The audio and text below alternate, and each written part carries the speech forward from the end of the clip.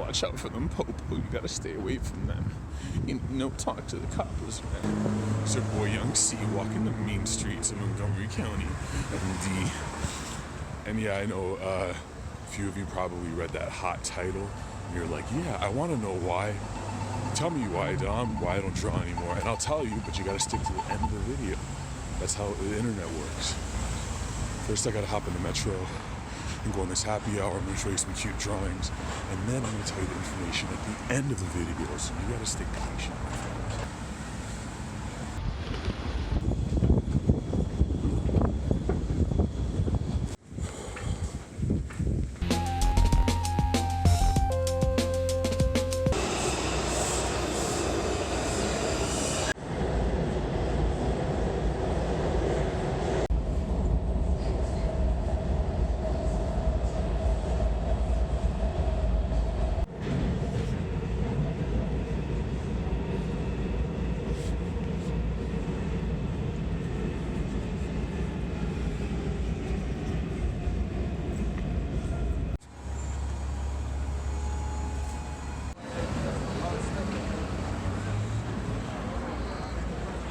Folks, I just drank a bunch, and I will give you guys the response that you've been looking for after this. All right, cool.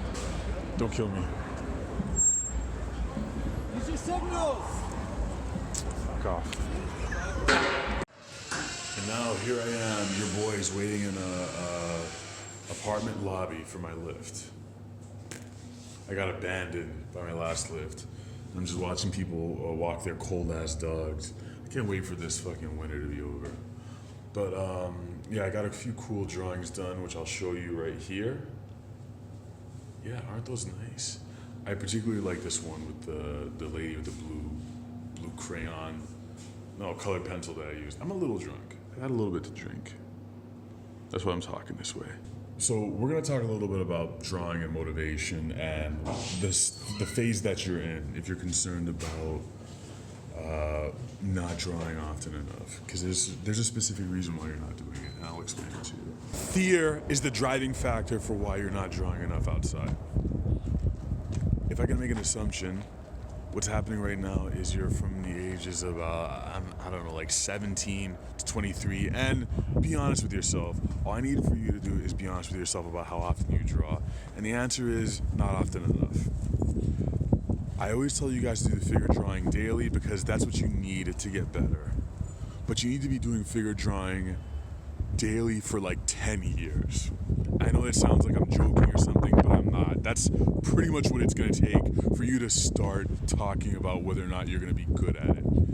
And yeah, a caveat before I continue on my rant, like, it depends on how good you wanna be at this thing. If you wanna just be a hobbyist and be someone who draws every once in a while and kind of like no one really looks at what you do and you kind of just do it for your own self and you're not really concerned about what other people are going to think at all, then fine, you don't need to draw every day or do figure drawing, that's fine. But if you really want to make some kind of an impact or like affect other people or kind of really make something that means something to you and like the community at large, you're gonna have to draw a lot more. All right, that's my first thing I need to say to you guys.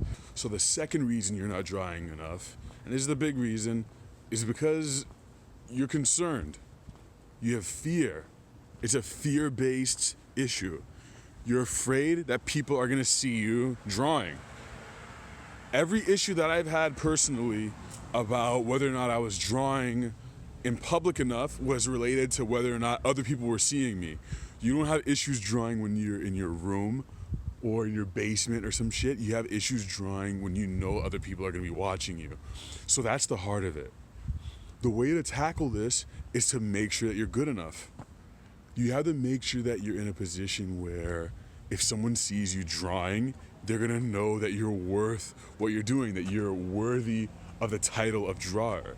So that's at the heart of this whole thing. At the heart of this whole thing is you feeling to yourself like you're worthy of what you're doing. And by the way, figure drawing is gonna help you get to the point where you're able to do figurative drawing well, realistic drawing well, but like, you could also be an abstract artist. You can be an abstract drawer who's confident in your abilities, but confidence is behind why you're scared of drawing in public. You're scared of the moment where people are gonna see you and look over at you in the train and be like, oh, this kid doesn't know what they're doing. And you don't. That's the thing. You don't know what you're doing yet, but you have to get to the point where you do know, or you at least acknowledge that you're working on what you're doing. That's what you want to do. So my biggest advice is to get to the point where you're confident in the fact that you're learning and that you don't know what you're doing.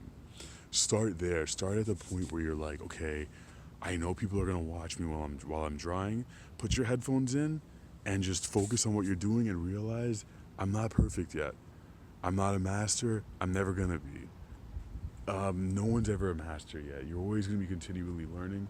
So just accept that for the rest of your life.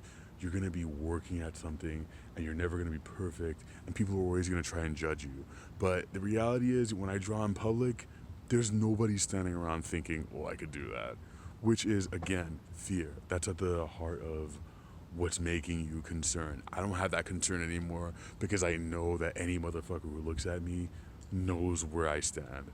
And I know this is definitely ego, but it's gonna help you get to the next point, which is definitely more advanced, but I'm just speaking to the beginners. I'm speaking to you guys who are, 17, 18 years old in high school and college, just figuring things out. Start doing what you're gonna do. Put headphones in and realize that you're learning. You're learning and you're gonna have to get to the point where people start respecting you, where you start respecting yourself. That's all I gotta say, baby. What I look like, a valet? Keep it, it's yours. Hmm?